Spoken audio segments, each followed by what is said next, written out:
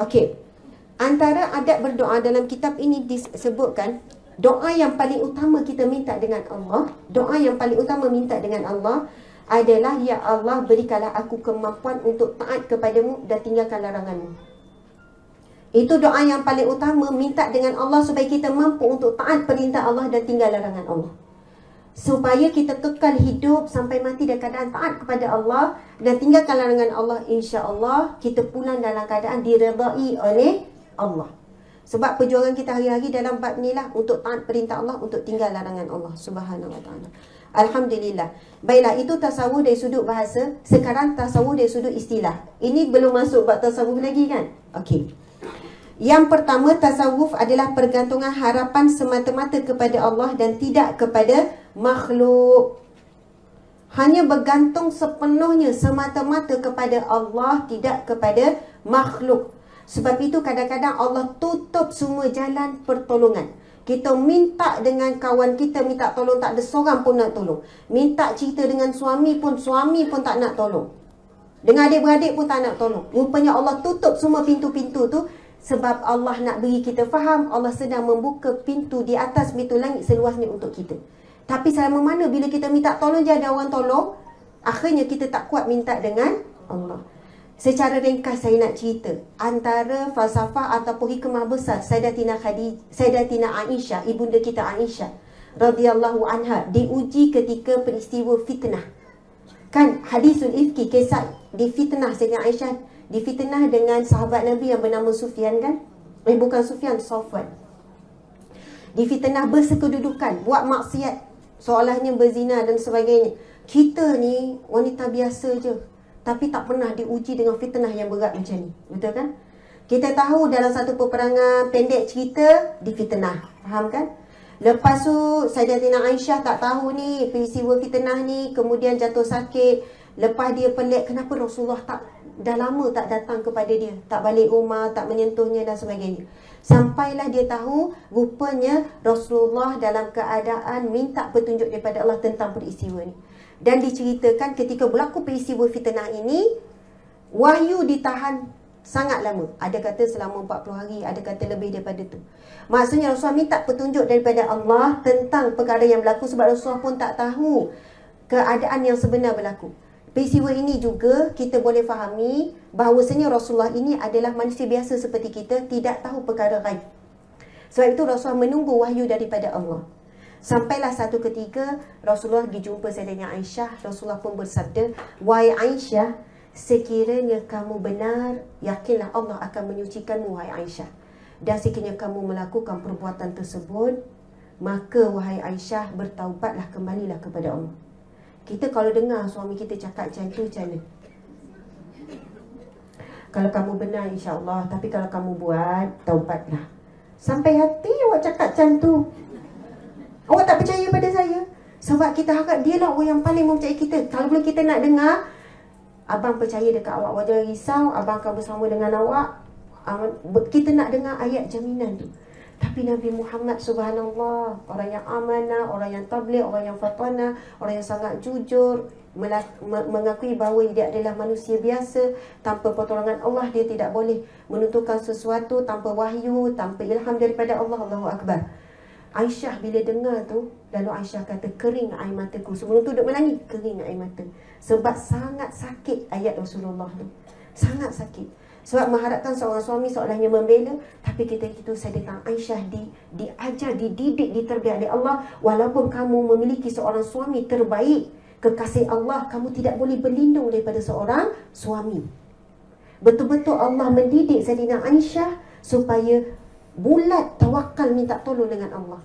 Cuba contohlah kalau kita ada kabel yang besar untuk dapat kerja anak kan. Kabel tu pula adik sendiri. Ni kita rasa yakin dapat kerja tu, contohlah. Bukan kata tak boleh, tapi keyakinan kita tu lebih kepada adik kita. Sebab dia bos syarikat tu, mesti dapatlah. Sebab itu kadang-kadang bila wujud ramai manusia dan kita berada di kedudukan ramai boleh tolong kita, kita bimbang ketika itu kurang pergantungan kita kepada Allah. Sebab itu bila turunnya wahyu membersihkan Aisyah, Lalu Rasulullah pergi jumpa Aisyah, wahai Aisyah, telah turunnya wahyu menyucikanmu sekian-sekian. Lalu ibunda Aisyah pun berkata, wahai Aisyah, berterima kasihlah kepada suamimu. Lalu apa jawapan Aisyah? Sesekali tidak, segala puji hanya bagi Allah. Jawapan Aisyah ini bukan menunjukkan Aisyah ini sombong dengan Rasulullah, tidak.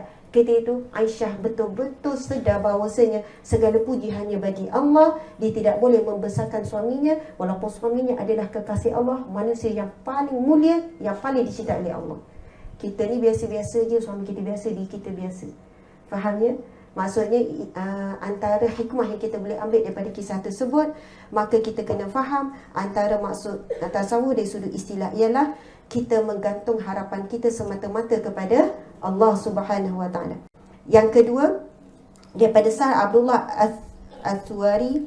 At-Tustari berkata, sufi itu ialah seseorang yang bersih daripada maksiat dan sentiasa berpegang teguh dengan Allah, bukannya dengan manusia. Yang demikian itu di sisi ahli tasawuf tiada beza antara emas dan juga lumpur.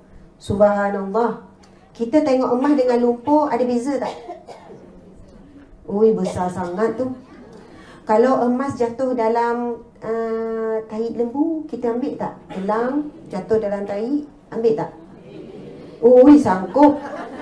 Walaupun fresh, tengah panas lagi. Contoh, nak bagi contoh. Kebetulan tak ada pula, kayu semua tak ada. Sanggup tak ambil dengan tangan? Ya ke puan kan? Kalau saya tak fikir dah. Tebal pula tu gelang. 20,000 harga gelang tu. Ambil kan? Ui, kalau tak sebab gelang tak ada, nak sentuh najis. Tapi nak cakap betapa besarnya kita menilai gelang emas tu, walaupun dalam tempat yang kotor sekalipun kita sanggup ambil. Tapi di sisi orang ahli tasawuf ni, ahli sufi ni, dia melihat lumpur dengan emas sama. Allahu Akbar, subhanallah. Jadi jauh sangat kita lah kan. Antara nasi lemak dengan nasi Bukhari pun dah jauh beza. Betul kan? Bila masjid tu kata, okey, kita ada kuliah, Al-Fadhil Ustaz sekian, tapi Ustaz ni tak glamour sangat, contohlah. Tapi kita akan dijamu dengan nasi Bukhari. Semangat nak datang tu. Ataupun nasi Arab ke apa, sebab nak makan nasi tu. Jadi, kadang-kadang kita perhatikan betapa besarnya tarikan dunia pada diri kita. Tapi orang ahli sufi ni sampai peringkat dia tengok dunia ni biasa je, tak rasa apa-apa. Dan bila dia hilang pun dia tak rasa apa-apa. Subhanallah. Okey, kita tengok yang seterusnya. An-Nuri berkata, tasawuf bukanlah tulisan ataupun ilmu. Yang ni penting untuk kita faham. Tetapi ia adalah akhlak. Jika tasawuf itu adalah tulisan, maka ia boleh diperolehi dengan latihan. Dan jika ia adalah ilmu, maka ia boleh diperolehi dengan belajar. Sebenarnya tasawuf itu ialah akhlak dengan akhlak yang terpuji. Seseorang tidak sekali-kali akan dapat akhlak dengan akhlak ilahi hanya melalui ilmu dan tulisan. Faham ya? Subhanallah, maksudnya kita boleh menempuh menjadi ahli sufi, orang yang suci daripada dunia, daripada fitnah dunia, iaitu dengan berusaha memiliki akhlak yang mulia. Para muslimah, para muslimin sekalian, antara hadis Nabi tentang akhlak yang mulia, Nabi bersabda, sesungguhnya timbalan amal yang paling utama, yang memberatkan timbangan mizan tu adalah akhlak yang mulia. Subhanallah. Pemberat utama mizan tu adalah akhlak yang mulia. Yang kedua, hadis Nabi ada bersabda, sesungguhnya orang yang paling dekat dengan aku di mahsyar kelak, di padang mahsyar, paling dekat dengan Rasulullah adalah orang yang berakhlak mulia. Subhanallah. Jadi bila kita faham tentang hadis ni, kita akan rasa tenang ibu-ibu sekalian. Sebab untuk jadi dekat dengan Rasulullah bukan dengan ilmu yang tinggi, bukan dengan harta yang banyak untuk disedekahkan, bukan dengan sekian-sekian jalannya, dengan zikir yang tanpa henti, dengan Al-Quran yang begitu banyak, dengan nafas, benda-benda yang kita nampak sukar, yang kita nampak, oh inilah golongan-golongan yang dekat dengan Rasulullah. Tapi Rasulullah memberi jalan yang mudah untuk kita, iaitu dengan memiliki akhlak yang mulia. Subhanallah. Allahu Akbar. Sebab itu adab lebih utama daripada ilmu itu sendiri. Orang yang beradab awal-awal lagi dia dah dapat ilmu. Sebab itu tak ramai orang mampu memiliki akhlak yang mulia. Nanti kita tengoklah lepas habis kuliah ni, dah mula bertolak, dah mula sekian, dah mula marah-marah. Kan dah cakap jangan cium. Contoh. Terasa tu kat sahabat belakang tu. Kan Kak Sarwa kan kata jangan cium. Lepas tu ada juga nanti yang tercium juga kan. Betul. Lepas tu ada pula yang hilang marah. Kan dah cakap, dia terus tahu direct. Kecil hati orang tu kan. Kadang tu dia tak perasan, dia dah salam tu dah terbiasa dia buat. Jadi di situ Allah uji dah akhlak tu. Betul kan? Lepas tu ni tengah duduk ramai-ramai ni kan ada orang main handset tu kan. Ingat tak nampak kat atas ni dia nampak. Jadi orang sebelah tu kan mulalah rasa ish, main handset tak ada adab. Bila dia terlintas macam tu, dia sedang tak beradab. Dia bersangka buruk dengan orang tu. Kok ada urgent orang tu dah balas mesej tu. Mungkin dia sedang tulis ilmu melalui mesej tu. Betul kan? Kita sentiasa diuji dengan adab, dengan akhlak ni. Sebab itu berusaha sedaya upaya untuk bersangka baik dalam keadaan situasi apa pun. Sangat susah. Ada orang kita duduk follow dia belakang ni nak balik lepas ni kan. Follow belakang ni, mula tengah zikir subhanallah, subhanallah, subhanallah, subhanallah. Tiba-tiba orang depan masuk tanpa bagi signal. Subhanallah. Terus. Masuk dah keadaan marah. Kalau kita nak bersangka baik, pernah tak kita duk leka bawa kereta tak sedar lorong dah masuk?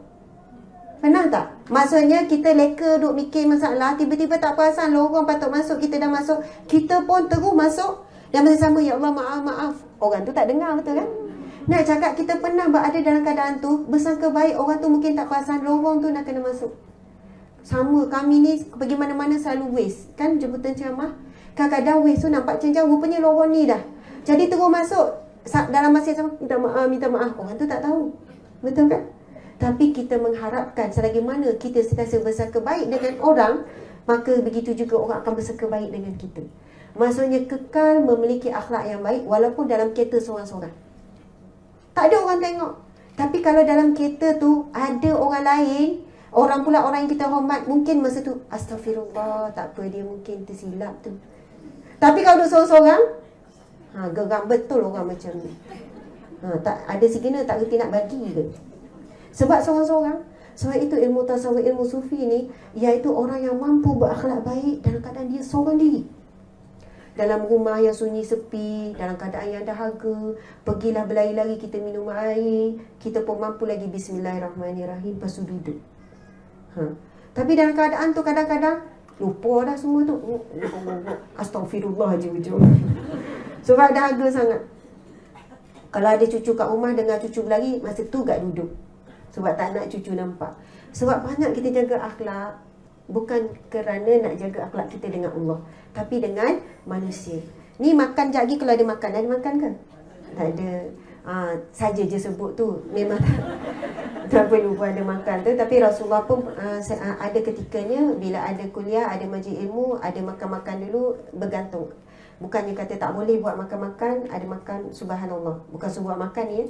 Maksudnya Masya Allah, tak payah sebut rasa makan.